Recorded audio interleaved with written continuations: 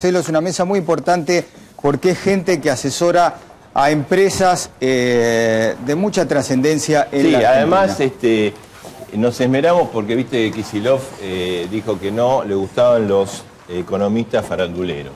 Sí, y ellos de faranduleros no tienen nada. O sea, mucha gente ni siquiera le debe conocer el rostro, pero bueno, hoy lo van a conocer a través... Algunos ya han estado aquí en A Dos Voces, como Pablo Tigane, Daniel March, Javier Alvaredo y Nicolás Dujovne. ¿Sirvió el cepo? Mira, Marcelo, yo creo que si uno mira los resultados, este año la Argentina, que venía creciendo al 7, el año que viene está creciendo 0, el empleo está cayendo, la inflación es más alta y la inversión se ha derrumbado. Ahora, la realidad es que si hablamos solo del cepo, nos estamos olvidando de que el gobierno puso el cepo porque la economía tenía un enorme problema, que es la inflación.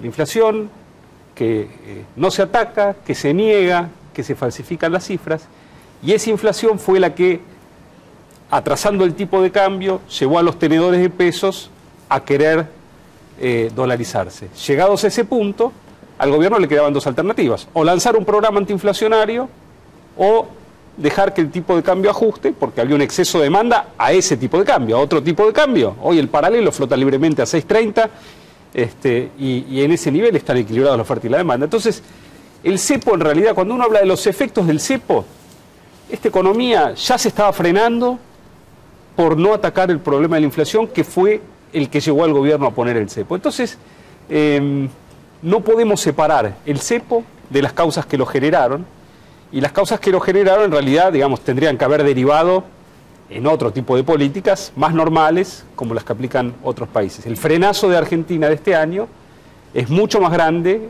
Latinoamérica está creciendo un poquito menos este año que el año anterior. El caso más violento es el de Brasil, que creció mucho menos que el año anterior, pero Argentina fue el caso más extremo de frenazo. Entonces, sin duda que el cepo tuvo algún efecto en la inversión, en la confianza de los consumidores, cambió el clima en la Argentina, cambió el humor. Y evidentemente estas cosas se resuelven de otra manera, y hasta que uno no resuelva el problema de fondo, que es el que llevó al gobierno a elegir esta mala medida, no vamos a poder salir de este estancamiento. Tigane, ¿y usted cómo lo ve? La aplicación del cepo y... Primero déjeme decirle que no me gusta cepo porque cepo era un instrumento de tortura que se utilizaba en una plaza pública donde se sentaban los escarnecedores. Y a las personas que metían en el cepo le pegaban, los escupían y en ocasiones los orinaban y los defecaban. O sea que no me parece una cosa muy feliz hablar de un instrumento de tortura, sobre todo en Argentina. Es un tema que no me gusta el título. Hay otro tema. Tenemos la correcta terminología en economía. Hay control de cambios. Y la verdad que hay control de cambios. Pero nadie lo anunció, digamos. ¿Cómo? Pero nadie lo anunció así. No, porque la verdad es que en el momento en que se tomó las decisiones, desde mi punto de vista, se fue evolucionando paso a paso. En algún momento, 2011, Argentina arranca con una fuga de capitales de 1.200 millones de dólares mes. Entre mayo y julio ya estaba en 2.200. Agosto y septiembre estaba en 3.000 millones. En octubre, 3.700 millones. Esa cifra anualizada nos dejaba sin reserva en un año. En algún momento subió Mercedes Marcó del Pont de 12 a 18 la tasa de Badlar, hizo un poco de política monetaria contractiva, probó y la verdad que no pasaba nada. Entonces en algún momento empezaron a tomar decisiones directas, hicieron un torniquete y lo fueron haciendo como salió, como lo vemos. Si usted me pregunta que parece muy prolijo, que había un plan, no, parece que no. Parece que lo fue. Ahora, ¿fue efectivo? Fue efectivo porque es aritmético. Había 47.000 millones de dólares. ¿Cuánto hay en Banco Central en reserva? 46.000. La idea era mantener el superávit comercial. Había 10.000. Este año vamos a terminar con 12 o 13.000 millones. Argentina, y está Daniel Marx acá, no coloca desde octubre del 2000 bonos en el mercado voluntario, o sea que no tiene muchas alternativas de financiamiento que no sea a través de los recursos genuinos, con lo cual me parece que en la coyuntura funcionó y que además tiene que ver con la estrategia o con la visión de la política que tiene este gobierno. Este no es un gobierno liberal. Obviamente que este gobierno no va a dejar flotar. Yo escuché a un expresidente del Banco Central el otro día que dijo, a lo mejor lo hubieran dejado y en unos 30.000 millones de dólares se iba a equilibrar la cosa, y perder 30.000 millones de dólares de reserva a mí me parece una locura. Justamente un expresidente del Banco Central que sufrió esos embates en la hiper, y la verdad que no funcionó. Coyunturalmente funcionó, de acá en adelante hay que pensar en algo, claramente. Alvaredo, usted coincide con él, digamos, que era el camino, no había otra salida, la Argentina estaba, digamos, como en el callejón hacia este control de cambio. No, me atiendo a coincidir un poco más con Nicolás, digo, respecto a la eficiencia, la eficacia, mejor dicho, de la medida. Digo, sí, en el corto plazo tuvo efectos y se vio un poco en la diferencial entre el tipo de cambio libre y el oficial, que hasta enero no superaba el 10%, hasta marzo estaba en 12, 15, a partir de abril, por el paso del tiempo, recordemos que, como él mencionó, hasta octubre los argentinos habían comprado 22.000 millones de dólares, o sea, habían comprado preventivamente, y eso generó que la demanda posterior a la medida no fuera tan alta, pero a partir de abril, cuando ya había pasado bastante agua bajo el puente, cuando se veía que la medida era definitiva y ocurrió lo de Repsol, YPF, ahí ya tenemos una distorsión que parece difícil de salir. Ahora, pero la pregunta es esta, digamos, se tomó esta medida para solucionar un problema que era la fuga de capitales, que era insostenible, pero ¿se solucionó el problema de fondo? No. O sea... No, ahí hay un costo grande en términos de incertidumbre, absolutamente, que ha generado un costo en términos de actividad bastante grande, digamos. Acá se generó la salida de dólares, se frenó un poco, se frenó mucho más, o en igual magnitud, la entrada de dólares. O sea, antes la inversión era autofinanciada, ahora nadie te vende $1 para autofinanciar. Antes las provincias, las empresas podían colocar dólares en el mercado internacional, no se coloca más dólares en el mercado internacional, y eso también te frenó la demanda de dólares, pero también la oferta. Entonces, de hecho, el Banco Central no ha podido comprar reservas este año. ¿Y Daniel Marx? Yo creo que acá hay varios temas. Primero, estamos en una lógica que a mí me parece perversa, que está dada por la tolerancia, para decirlo de alguna manera, de la degradación del peso. Más que un cepo al dólar, esto es un cepo al peso. La gente con los pesos no se puede defender en el día a día y está buscando alternativas. Entonces, digamos, esto se manifiesta obviamente en la pérdida del poder adquisitivo y el hecho de buscar alternativas, decía. Lo segundo también es que cuando uno habla de la eficacia, está bien, uno puede ir por lo mecánico, pero aún lo mecánico me parece que está en duda, porque, digamos, Perú tiene más reservas hoy que Argentina, tiene 60.000 millones de dólares. Es una economía mucho más pequeña. Brasil tiene 350.000, casi 400.000. Casi todos los países de América Latina, en el momento que Argentina, con cepo o sin cepo, estaba perdiendo dólares o manteniendo su nivel de reservas, todos ellos estaban ganando reservas a un nivel significativo. Entonces, esto, digamos, ¿para qué sirve? Digamos, uno diría que las reservas, ante la ausencia de momentos adversos de precios internacionales muy malos para Argentina, o una cosa extraordinaria en ese sentido que no está, los dólares tienen que servir para las personas, para la gente. Entonces, digamos, no sé si hay tal cosa como alguien que diga sí, no, y por qué esto sí o por qué lo otro no.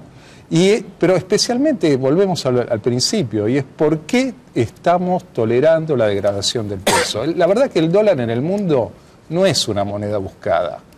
Y también con una racionalidad. ¿Y dónde es buscada? En los países donde la moneda propia se degrada. ¿Alguno tiene una respuesta para Marx? Yo creo que hace abstracción, Daniel, me parece a mí, a un tema que tiene que ver con toda la economía, ¿no? Que es la distribución del ingreso. O sea, cuando uno dice, bueno, Perú tiene una distribución de ingreso diferente, lo que ha pasado en estos últimos años en Argentina en términos de inclusión social tiene que ver también con este tema. O sea, no me vas a decir que pero nosotros tenemos una inmigración importante de peruanos porque la pasaban también en Perú, que se vinieron de vacaciones, porque acá trabajan. Bueno. Hay otra lógica que es entender la lógica que tiene este gobierno. Vos no podés razonar la lógica de este gobierno con la de Domingo Cavallo. No, pero no es así, no perdón. es presidente. Me gustaría contestar. Sí. Parece que acá, digamos, Perú, digamos, esto no sé si es la lógica de Domingo Cavallo, la verdad no, me parece que no, pero no Sí, importa. a la abstracción de la gente. Voy a contestar. Por eso, voy a contestar ese punto, precisamente ese punto. En Perú había mucho más pobreza que en Argentina. El número de gente que está saliendo de la pobreza de Perú es superior al número de Argentina. Entonces, acá lo que hay que ver dónde se parte y a dónde se va. No, yo no coincido con las cifras que vos tenés. No, pero... Marcelo, a mí lo que me gustaría es, lo que llama muchísimo la atención es que el gobierno, que como en todos los aspectos, como en el transporte, la energía, con todas las cosas que hace, ataca las consecuencias y no las causas de los problemas, no se pregunte cuál ha sido la causa de que en la Argentina no querramos los pesos, querramos dólares, y no trate de corregir las causas en vez de las consecuencias. Digamos, porque hay esta idea, por ejemplo, de Cristina en Harvard hablando que los brasileños quieren el real. Los brasileños no quieren el real porque son patriotas, quieren el real porque en Brasil la inflación es 5,5, la tasa de interés es 7,5, entonces quien ahorra en reales le gana la inflación y es mucho más rico en este momento si en los últimos 5 años ahorró en reales que se hubiera ahorrado en dólares. La moneda, el real se apreció contra el dólar en los últimos 5 años, entonces hay que hacer las cosas bien. Y si uno hace las cosas bien, los argentinos vamos a querer tener el peso. Y no pasa por si uno es liberal, no es liberal, Pablo. Hay 45 países que se definen como emergentes, digamos, de los cuales más o menos 20 están gobernados por laboristas, 25 por conservadores o viceversa, y están todos haciendo lo mismo. Tienen un Banco Central independiente que tiene una meta de inflación, la gente le cree, tenemos... No, nunca lo probamos. Lo probamos como gobiernos anteriores no probamos con nunca. los cuales éramos normales. Durante no, la década del 90 éramos tan normales. No teníamos tipo de cambio fijo. Éramos felicitados por el Fondo Monetario Internacional. No teníamos tipo de cambio fijo con meta de inflación. No teníamos meta de inflación, teníamos tipo de cambio fijo. Bueno, sí, teníamos un Banco Central que era independiente de Argentina. Política fiscal prudente, meta de inflación y ahora es muy difícil bajar la inflación si uno dice que la inflación es 10. ¿Cómo hago para bajar la inflación de 10 a 18? O sea, es imposible que el Banco Central se comprometa a bajar la inflación de 10 a 18. Si decimos que es 10 cuando es 25. Entonces, lo primero es reconocer el problema. Argentina tiene un problema de inflación, se le ha apreciado la moneda, hemos dejado de ser competitivos. La Argentina no va a poder volver a crecer hasta que no resuelva el problema de la inflación. ¿Cómo no somos competitivos y tenemos 12.000 millones de dólares de superávit? Tenemos 85.000 millones de dólares Tuvimos que frenar la economía este año para tener ese superávit. Pero tenemos 85.000 millones de dólares de exportaciones. ¿Quién exporta? A pérdida. Tuvimos que frenar la economía para tener ese superávit. No luce muy... Acá me parece que hay dos cosas, digo. Nosotros estamos hablando como si fuéramos distintos a todo el mundo. La misma lógica aplicó en los 90 cuando nosotros teníamos que tener una fijación al tipo de cambio, porque éramos distintos, éramos enfermos del dólar, etcétera, etcétera. Ahora somos enfermos de no sé qué y hacemos las cosas diferentes que el resto. Me parece que eso no es acertado. Me parece que si algo mostró la salida de la crisis argentina es que mostramos los mismos patrones que otros países que tuvo una crisis cambiaria. Y acá me parece que había situaciones que en el 2005 entraban dólares.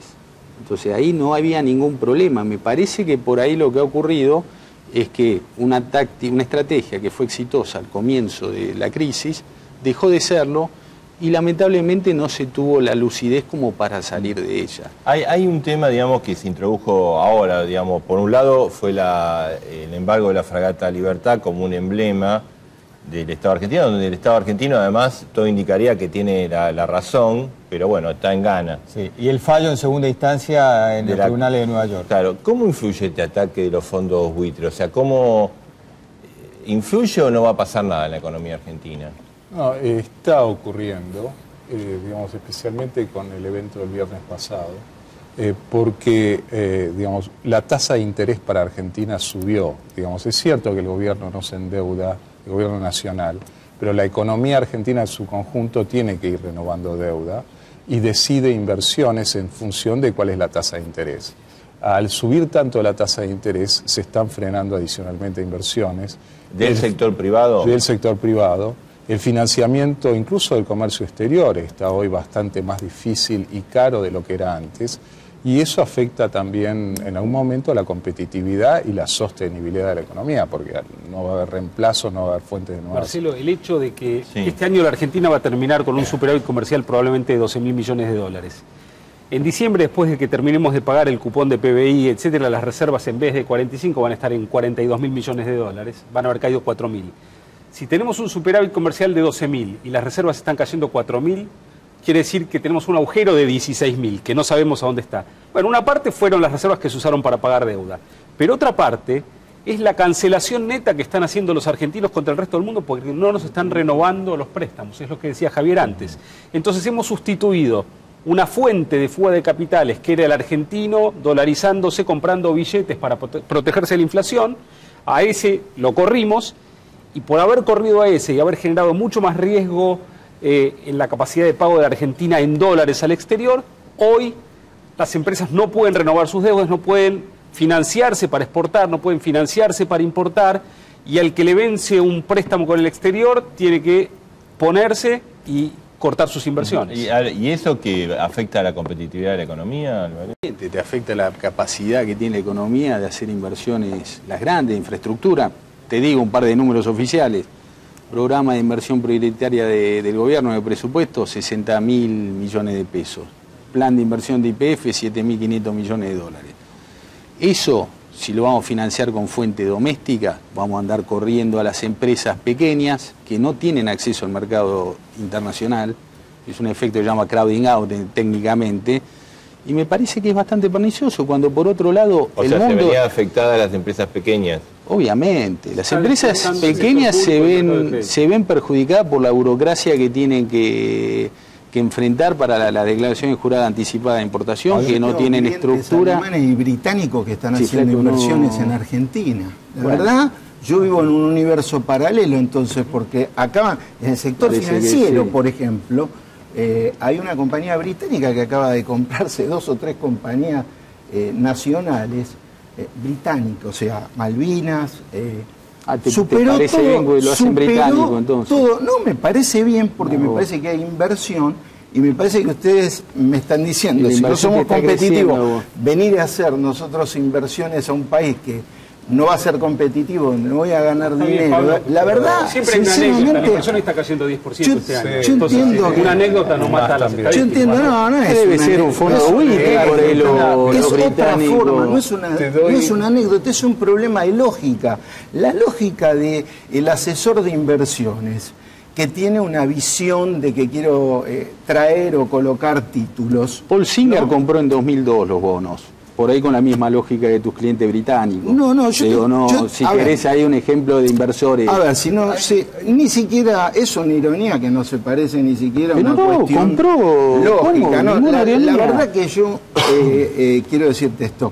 La competitividad la vamos a mostrar en la medida que nosotros seamos capaces de exportar industria. Estamos exportando industria. Estamos exportando industria. O sea, a ver, la lógica de este gobierno no es la lógica de los gobiernos que hemos tenido promercados, es una lógica diferente. Es como querer opinar sobre un cuadro de Gauguin y llamar al intendente de Vicente López. Este gobierno no cree en esas cosas. Si nosotros no entendemos que este gobierno no cree en esas cosas, es decir, no cree en ir a pedir disculpas, en resolver los temas no me puedo parar a analizar la realidad justificando que el gobierno hace las cosas mal porque no creen hacer las cosas bien. Esa es tu opinión. Por eso las estoy diciendo. Los resultados son... No, por eso yo tengo que ir a lo fáctico, digamos. Saquémosle los rótulos, las creencias, no creencias. Lo fáctico es, Argentina en promedio durante, digamos, un par de décadas tenía 11% de la inversión de América Latina. Hoy, de acuerdo al Banco Interamericano de Desarrollo, está proyectado alrededor del 4%. La diferencia son 10.000 millones. Por supuesto, no es que todos se fueron. Algunos entraron, otros no entran. Digamos, lo otro, lo de la inflación, y vos mencionaste algo para mí muy relevante, que es la inclusión social y la pobreza.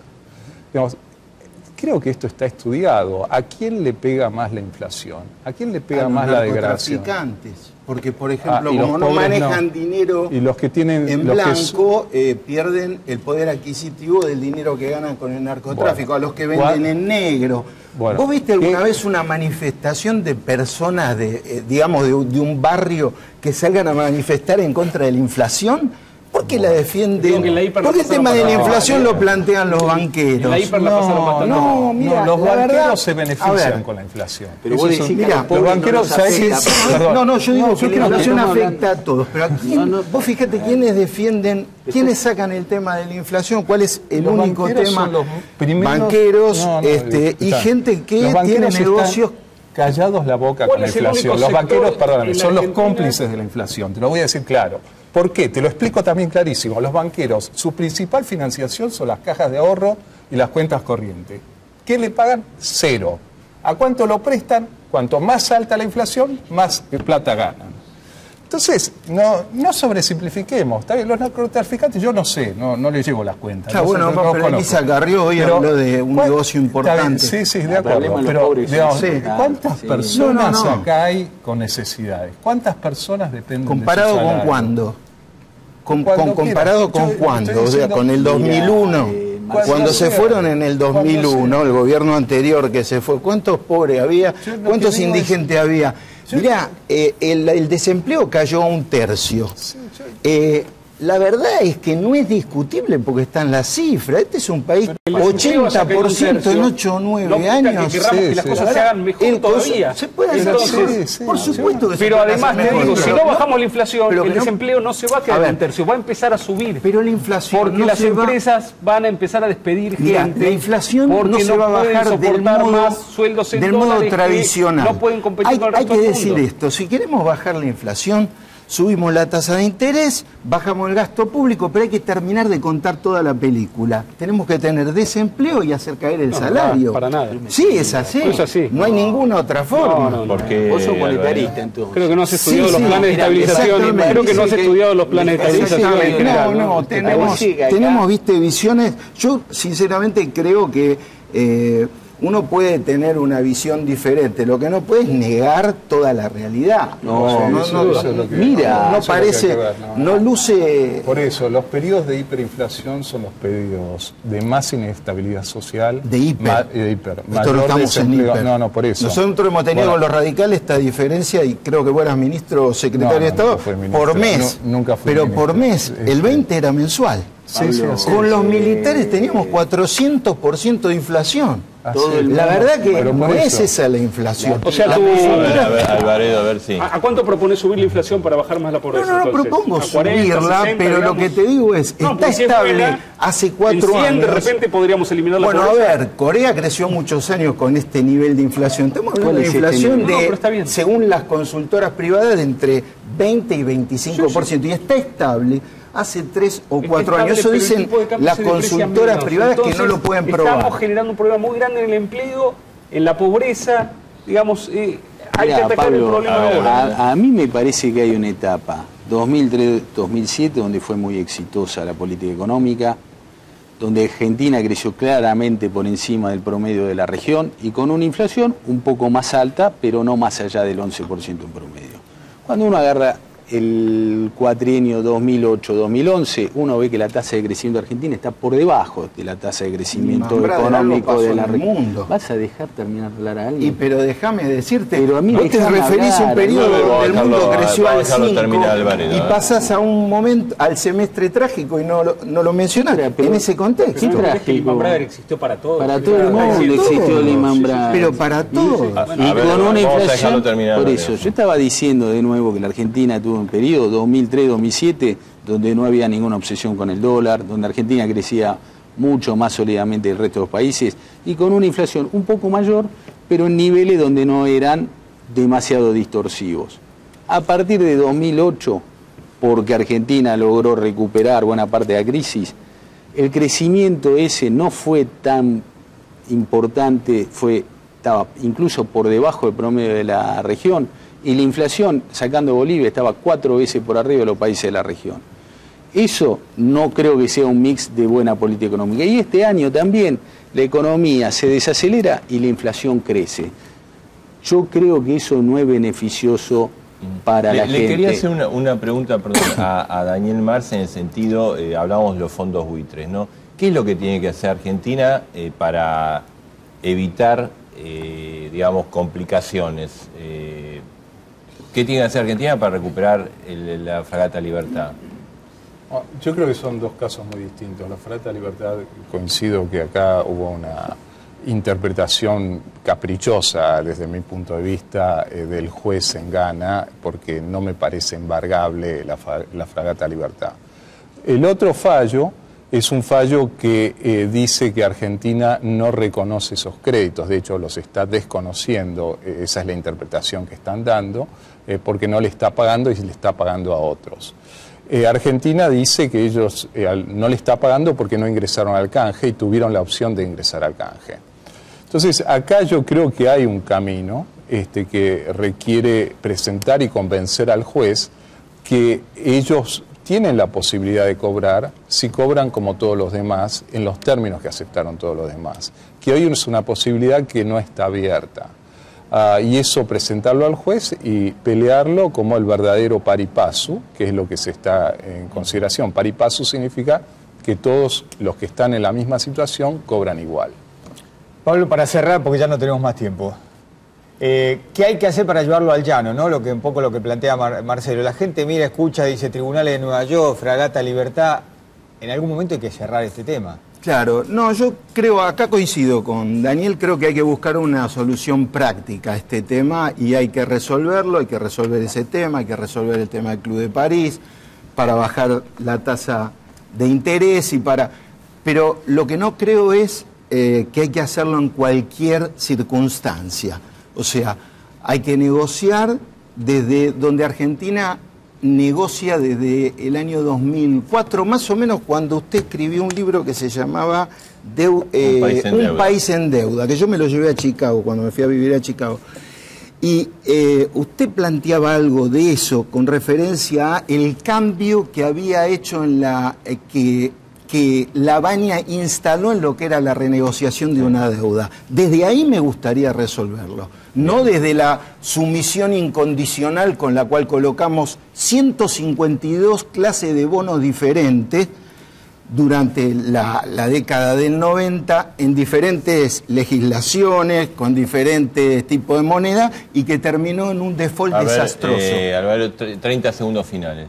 No, yo creo que no hay que darle un trato privilegiado a los fondos buitres. Sí me parece que hay que reabrirles el canje, dar una excepción a la ley Cerrojo, y esto, dependiendo del mecanismo que fije el juez, puede representar una oportunidad. Claramente Argentina tiene que resolver después de 11 años el capítulo del Club de París es imprescindible. La cuestión de los holdouts de la deuda en los tribunales de Nueva York, creo que hay dos planos. Hay un plano moral y hay un plano legal. En el plano moral, cada uno de nosotros puede pensar cosas buenas, pésimas o regulares de los que están litigando contra la Argentina. Y ahí todo es subjetivo. En el plano legal, ellos tienen un título ejecutivo que nos puede complicar muchísimo las cosas y hay que tener hay que tomar decisiones pragmáticas que nos ayuden a los argentinos a que el financiamiento siga fluyendo de la mejor manera para los argentinos, pagando lo menos posible, pero arreglando el problema. Bien, bueno, gracias a los cuatro. Nos vamos a